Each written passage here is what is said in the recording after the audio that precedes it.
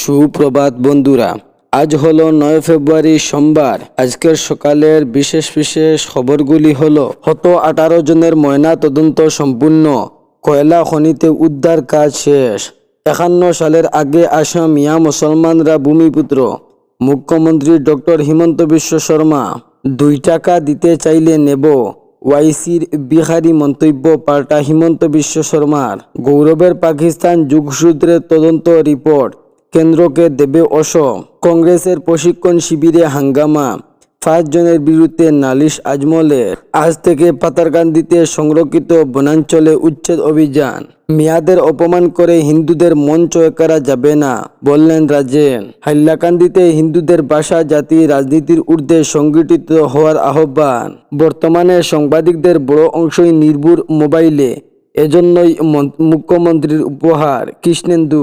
তাহলে বিস্তারিত খবরে যাওয়ার আগে এখনই চ্যানেলটি সাবস্ক্রাইব করুন এবং পাশে থাকা বেল আইকনটি বাজিয়ে রাখুন, যাহাতে সমস্ত খবরগুলি সবার আগে আপনার কাছে পৌঁছাতে পারে। এখন শুনুন আজকের খবরগুলির বিস্তারিত। 18 জনের ময়না তদন্ত সম্পূর্ণ, কয়লা খনিতে উদ্ধার কাজ শেষ, মেঘালয় কাণ্ডের উদ্ধার কার্য মোটামুটি শেষ, ঘটনাস্থল থেকে সরিয়ে নেওয়া হয়েছে এনডিআরএফ, এসডিআরএফ, বিএসএফ ইত্যাদি। শেষ খবর মতে কয়লা খনি থেকে মোট 35টি লাশ উদ্ধার হয়েছে, যদিও কোনো সূত্রে বলছে নিহতর সংখ্যা 30। অবশ্যই মেঘালয় সরকার এখনও হতাহতের সংখ্যা নিয়ে কোনো সরকারি বিবৃতি দেয়নি, তবে যে মৃতদেহগুলো উদ্ধার হয়েছিল তা ইতিমধ্যে ময়না তদন্তের জন্য জুয়াই এবং শিলং পাঠিয়ে দেওয়া হয়েছে। সূত্র মতে শনিবার রাত্রে 18টি মৃতদেহর পোস্টমর্টম হয়েছে। রবিবার অবশিষ্ট দেহগুলোর ময়নাতদন্ত হবে। তবে বরাক উপত্যকার 7 জনের পিএম সম্পূর্ণ হয়ে গেছে। এর মধ্যে পশ্চিম কাঠিগড়ার 3 জনের দেহ রাত 8:30 নাগাদ রাজপুর রাজেশপুরে এসে পৌঁছেছে। বাকি 60 জনের দেহ নিয়ে রাত 9টায় শিলং থেকে বাড়ি রওনা দেওয়া হবে। 51 সালের আগে আসা মিয়া মুসলমানরা ভূমিপুত্র, মুখ্যমন্ত্রী ডক্টর হিমন্ত বিশ্ব শর্মা। নির্বাচনের মুখে মিয়াদের বিরুদ্ধ গত কয়েক মাস ধরে রীতিমতো সরব মুখ্যমন্ত্রী হিমন্ত বিশ্ব শর্মা।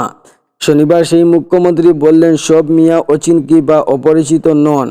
1951 সালের আগে আসা মিয়া মুসলমানদের ইতিমধ্যেই আশু এবং বিপ্লব কুমার শর্মার কমিটি প্রতিবেদন ভূমিপুত্র হিসাবে ঘোষণা করা হয়েছে। একই সঙ্গে কংগ্রেসের সময় পরিবর্তন যাত্রা এবং নতুন বৃহত্তর অসম নির্মাণ কর্মসূচিরও সমালোচনা করেন মুখ্যমন্ত্রী। গত কয়েকদিন বিজেপিতে কাতারে মিয়ার যোগদান নিয়ে প্রশ্নের জবাবে গুয়াহাটিতে দাঁড়িয়ে মুখ্যমন্ত্রী বলেন, সব মিয়া অপরিচিত নন। 1951 সালের আগে প্রচুর মিয়া মুসলমান অসমে এসেছেন এবং তাদের ভূমিপুত্র হিসাবে ইতিমধ্যেই আসন ঘোষণা করেছে। বিপ্লব কুমার শর্মার কমিটির প্রতিবেদনে বলা হয়েছে, 1951 সালের আগে আসা মিয়া মুসলমানরা অসমিয়া, এতে কোনো আপত্তি নেই। আমাদের কথায় সাম্প্রদায়িকতা নেই, ধর্মের কথাও বলছে না সরকার। লাগাতার গালিগালাজের পর যদি মিয়ারা বিজেপিতে যোগদান করেন তাহলে কি করব? বিজেপিতে যোগদান জন্য আমি কখনোই তাদের কিছুই বলিনি। যারা যোগদান করেছেন তাদের মধ্যে সবাই অপরিচিত নন, তবে আইনের গণ্ডির মধ্যে থেকেই আমি সব কথা বলছি, আইনের বাড়িয়ে গিয়ে কিছু বলছি না। মুখ্যমন্ত্রী বলেন, গত 5 বছরে অসমিয়া জাতির জন্য প্রশাসন যা করছে তা ভাবা যায় না। সরকারের সঙ্গে অসমিয়া জাতির জন্য করেছে সরকার, যা আগে কোনো সরকার করে দেখাতে পারেনি। অসম পুলিশ গত কয়েক বছরে 95% স্থানীয় যুবক যুবতীর চাকরি পেয়েছেন। তৃতীয় চতুর্থ শ্রেণীর পদে চাকরি পেয়েছেন 92% স্থানীয় যুবক যুবতী। গৌরবের পাকিস্তান যুগসূত্রে তদন্ত রিপোর্ট কেন্দ্রকে দেবে অসম। গৌরব গগৈ এবং তার স্ত্রী এলিজাবেথের পাকিস্তান যুগসূত্র সংক্রান্ত তদন্ত সম্পূর্ণ করেছে অসম সরকার। শনিবার মুখ্যমন্ত্রী হিমন্ত বিশ্ব শর্মা স্পষ্ট জানিয়ে দেন, এই তদন্ত রিপোর্ট এখন কেন্দ্রীয় স্বরাষ্ট্র মন্ত্রকের কাছে পাঠানো হবে এবং জাতির নিরাপত্তার স্বার্থে কেন্দ্রীয় সংস্থাকে দিয়ে পরবর্তী তদন্ত করানো হবে। মুখ্যমন্ত্রীর কথায় গৌরব গগৈ ও পাকিস্তানি নাগরিক আলী তৌকির শেষের মধ্যে সরাসরি যোগাযোগ ছিল এবং বিষয়টি ভারতীয় জাতীয় নিরাপত্তার পক্ষে গুরুতর হুমকি। হিমন্ত বিশ্ব শর্মা বলেন, গৌরব গগৈ পাকিস্তান সফর করেছিলেন সেই সময় যখন তার বাবা অসমে মুখ্যমন্ত্রী ছিলেন। এটি ছিল প্রায় 10 দিনের সফর। আশ্চর্য বিষয়, এই সফরের কোনো সরকারি নথি নেই, অথচ আমাদের হাতে সেই সফরের সম্পূর্ণ তথ্য রয়েছে এবং রিপোর্টে জাতীয় নিরাপত্তা সংক্রান্ত অত্যন্ত গুরুত্বপূর্ণ তথ্য অন্তর্ভুক্ত রয়েছে। মুখ্যমন্ত্রী আরা জানান, ওই সময় গৌরব গগৈ অসমের মুখ্যমন্ত্রী সরকারি বাসভবনেই থাকতেন, কিন্তু পাকিস্তান সফরের বিষয়ে রাজ্য সরকারকে কিছু জানাননি। একজন মুখ্যমন্ত্রী সরকারের বাসভবন থেকে গোপনে পাকিস্তান সফরে এটা নিছক কাকতালীয় নয়, এটি স্পষ্টতই সন্দেহজনক বলে হিমন্ত তিনি আরও বলেন, অসমে আন্তর্জাতিক জঙ্গি সংগঠনগুলোর সঙ্গে স্থানীয় যুবকদের যোগাযোগ নতুন কিছু নয়। 2 টাকা দিতে চাইলে নেব, ওয়াইসির বিকারীর মন্তব্য পাল্টায় হিমন্ত বিশ্ব শর্মা। এআইএমআইএম প্রধান আসাদুদ্দিন ওয়াইসি শুক্রবার হায়দ্রাবাদ এক সভায় অসমের মুখ্যমন্ত্রী হিমন্ত বিশ্ব শর্মাকে 2 টাকার বিকারী বলে আখ্যা দিয়েছিলেন। এই মন্তব্যের প্রতিক্রিয়া শনিবার হিমন্ত বললেন, কেউ যদি তাকে 2 টাকা দিতে চান তিনি তা গ্রহণ করতে প্রস্তুত এবং ওই অর্থ অসমের উন্নয়নের কাজে ব্যবহার করা হবে। মিয়া মুসলমান সংক্রান্ত মুখ্যমন্ত্রীর সম্পত্তির মন্তব্যের সমালোচনা করে ওয়াইসি বলেছিলেন, হিমন্ত বলেন, কোনো অটো চালক যদি মিয়া মুসলিম হন তাহলে প্রকৃত ভাড়ার থেকে কম টাকা দিতে হবে, ভাড়া যদি 5 টাকা হয় তাহলে 60 টাকা দিতে হবে। হিমন্ত বিশ্ব শর্মা, আমি আপনাকে এই 2 টাকা দিতে চাই, আপনি দেবেন, আমি জানি আপনি 2 টাকার বিকারী। এই মন্তব্যের জবাবে সাংবাদিকদের মুখ্যমন্ত্রী ও কথা বলে। কংগ্রেসের প্রশিক্ষণ শিবিরে হাঙ্গামা, 5 জনের বিরুদ্ধে নালিশ আজমলের।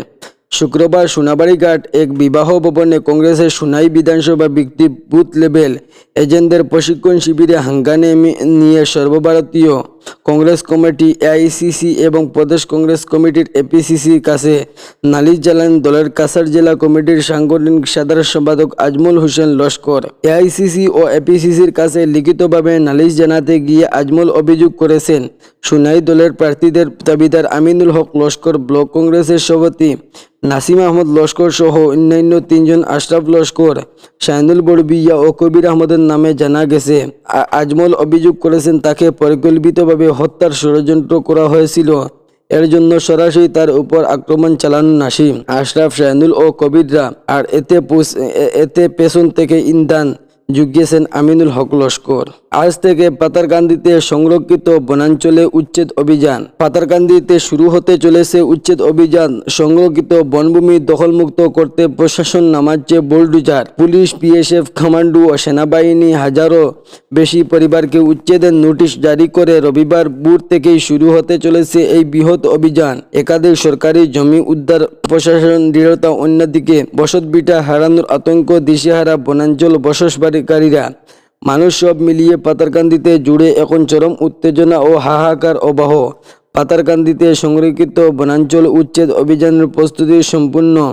রবিবার ভোর থেকে প্রশাসনের সর্ববৃহৎ অভিযান চলবে।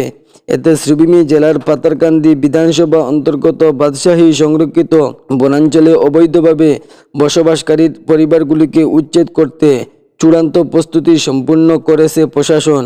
রবিবার সকাল থেকে শুরু হতে চলেছে এই বিতর্কিত ও বহু চর্চিত উচ্ছেদ অভিযান।